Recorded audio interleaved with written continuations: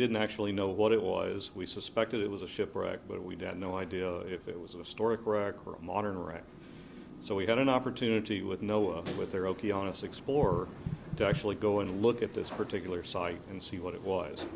When we saw it, we were all just astonished because it was a beautifully preserved, and by that I mean for a 200-year-old shipwreck. Of course, the wood is deteriorated, it's largely been eaten away by marine organisms, but what is left is a copper shell, which would have been the lower part of the hull, which was sheathed in copper to protect it from marine organisms, barnacles and such.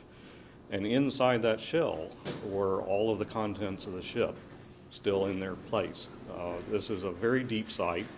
It's over 4,000 feet deep, so it's well beyond the impacts of hurricanes or storms or anything else. So it's essentially been untouched for probably close to 200 years. Then we started seeing bottles, ceramics, all of which were hand blown of a type that we knew of an early date.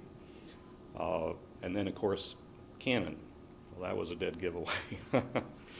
So it certainly speaks to a time when travel in the Gulf of Mexico was fairly dangerous. Well, the Gulf of Mexico was actually really a crossroads for the European empires that were fighting at the time in Europe.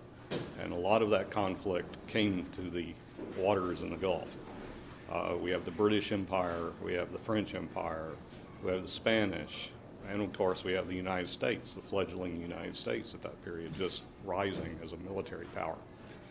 All of this was coming together in the Gulf of Mexico. At the same time, we also had pirates. Everybody's heard of John Lafitte here in New Orleans. He was very active in this area and had actually a fairly large contingent of pirates associated with him. So it was actually a fairly hazardous place to be if you were a merchant ship. So it was not unlikely that you would be carrying a cannon on board to protect yourself. Or you could be one of the people that are preying on those. We haven't determined that, of course.